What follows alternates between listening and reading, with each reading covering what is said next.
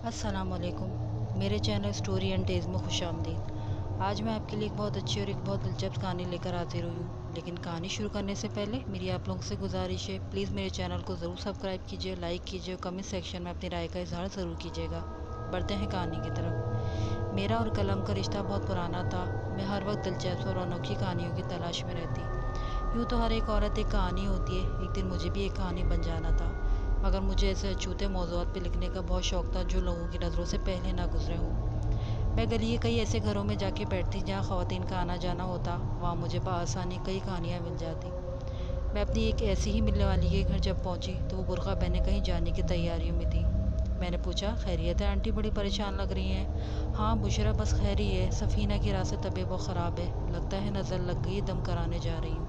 मैं हंसने लगी। डॉक्टर के पास ले जाएं, मौसम तब्दील हो रहा है इसलिए बच्चे बीमार हो रहे हैं। रही बात दम करने की तो आप खुद चारों कुल पढ़ के बच्चे पे दम कर दें। मगर आंटी ने तो आस्ताने से ही दम करवाना था। वो बच्ची का हाथ पकड़ के घर से निकलने लगी। मैंने भी आवाज़ दी, रुके, मैं भी चलती हूँ। मकसद सिर्फ ये था कि शायद वहाँ मुझे कोई कहानी हाथ लग जाए। मैं आंटी के हमरा आस्ताने पहुँच गई। वहाँ एक साहब गद्दी पे बैठे लोगों के मसाइल हल कर रहे थे।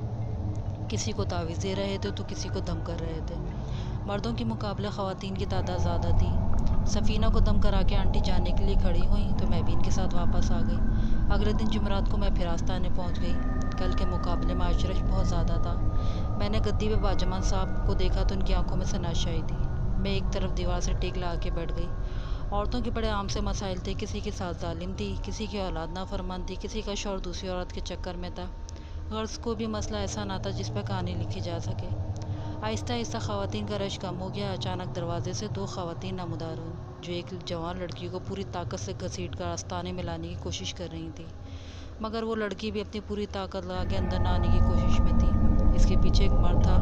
मैं संभल कर बैठ गई। मेरे दिल ने कहा, बुशरा कहानी पहुँच गई। गद्दी पे बैठे साहब ने ख़वातीन को कहा, छोड़ दो, ये खुद आएगी। ख़वातीन ने लड़की को छोड़ दिया। गद्दी पे बैठे साहब का नाम आबिद था। लड़की ने बाहर से ही मर्दाना आवाज़ में कहा, आबिद, मैं अंदर नहीं आऊँगा। आबिद साहब धाड़े, कैसे नहीं आएगा, तो खुद चल कर आएगा। आबिद साहब कुछ पढ़ने लगे तो लड़की उठी और अपनी कदम बढ़ाती हुई आबिद साहब के सामने आके बैठ गई। आबिद साहब बोले, नाम बता अपना। लड़की मर्दाना आवाज़ में बोली, इदरीस। मुसलमान है? लड़की ने कहा, नहीं। तुम इस लड़की पर क्यों आए हो इदरीस?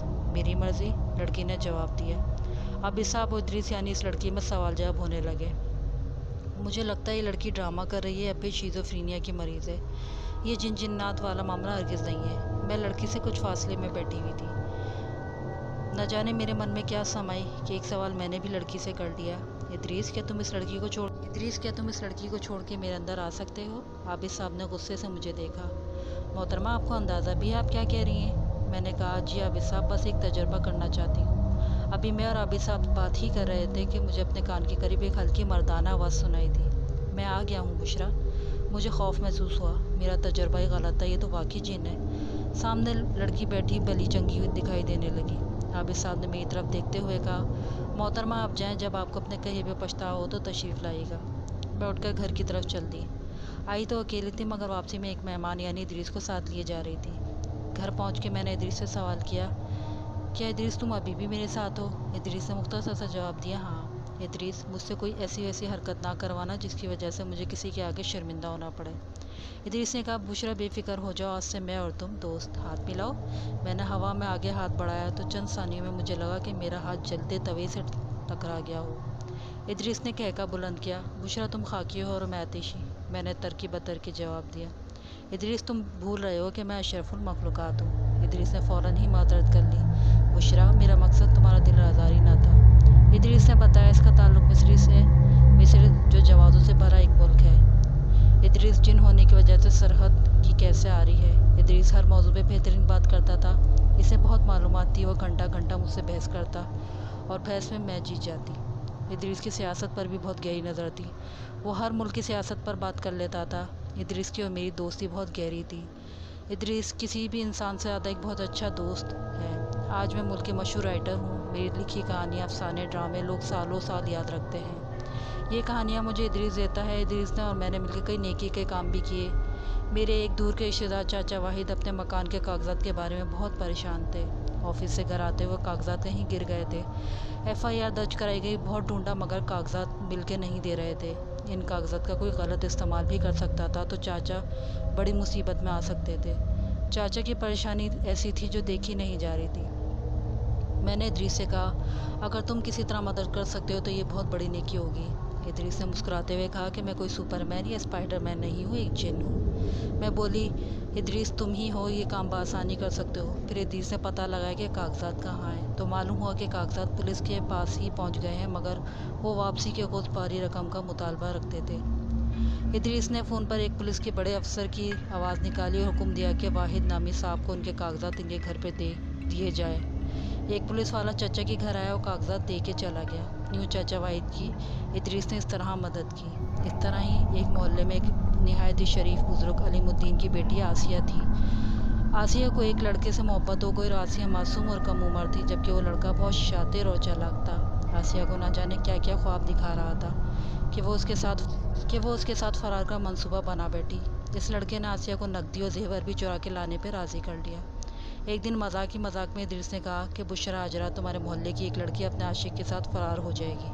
میں نے پوچھا کس کی بات کر رہے ہو؟ تو ادریس نے بتایا علیم الدین کی بیٹی آسیہ ایک مردود کے بہکاوے میں آ گئی ہے۔ میں نے ادریس سے کہا جب آسیہ گھر سے نکلے تو ہم اس کو کسی طرح روک لیں گے۔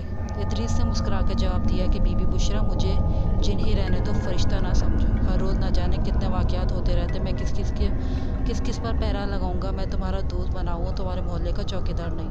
میں نے کہا ادریس علیم الدین اس بڑھاپے میں یہ ذلت برداشت نہ کر پائیں گے، معصوم آسیہ بھی برباد ہو جائے گی۔ پھر تم ہی تو کہہ رہے ہو کہ لڑکا برا ہے، تم میرا ساتھ دو، تم جانتے نہیں ہو کہ یہ کتنا برا ہو جائے گا۔ ادریس نے کہا کہ ٹھیک ہے۔ ادریس وہاں سے چلا گیا، مگر رات اس نے مجھے سوتے سے اٹھا کے کہا آسیہ بھاگ رہی ہے، اسے روکنا ہے تو روک لو۔ میں نے جلدی سے دوپٹہ لپیٹا اور چپاک سے گھر سے باہر نکل گئی۔ لڑکا گھر سے باہر تھوڑا دور ہی کھڑا ہوا تھا، جبکہ آسیہ گھر سے نکل کے لڑکے کی طرف قدم بڑھا رہی تھی۔ اس کے ہاتھ میں ایک سفری بیگ تھا، بیگ بھاری تھا اس لیے آسیہ کی رفتار چونٹی جیسی تھی۔ میں پل بھر میں آسیہ کے سر پر پہنچ گئی۔ میں نے آسیہ کی گال پہ ایک زوردار تھپڑ رسید کیا اور اسے گھر کی طرف واپس دھکیلا۔ لڑکا میرے سامنے آ کے کھڑا ہو گیا اور میں اندر سے ڈر گئی، مگر بظاہر مضبوطی سے کھڑی رہی۔ میں نے لڑکے کو للکار کے کہا کہ خبیث دفع ہو جائے یہاں سے، ورنہ ابھی یہ شور مچا کے محلہ اکٹھا کر لوں گی، پھر تو جانتا ہے کہ تیرا کیا حشر ہوگا۔ خوف یہ تھا کہ خبیث کوئی الٹی سیدھی حرکت نہ کرے، کیونکہ شور مچانے پر آسیہ کی ہی بدنامی ہوتی۔ ادریس نے میرے کان کے قریب سرگوشی کی کہ پنجابی فلموں کی ہیروئن لگ رہی ہو، بس تمہارا وزن تھوڑا کم ہے۔ ادریس کی اس بات پہ میں ان حالات میں بھی مسکرانے لگی۔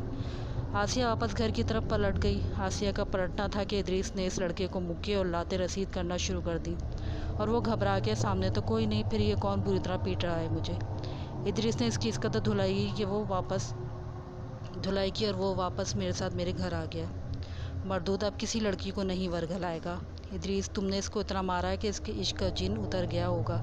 ادریس نے زوردار کہکا لگایا۔ اچھا جملہ ہے، جن نے جن کو اتار دیا۔ اس طرح میں اور ادریس سے مل کے کئی نیکی کے کام کرتے ہیں۔ آج بھی میں اور ادریس میرا بہترین دوست ہے۔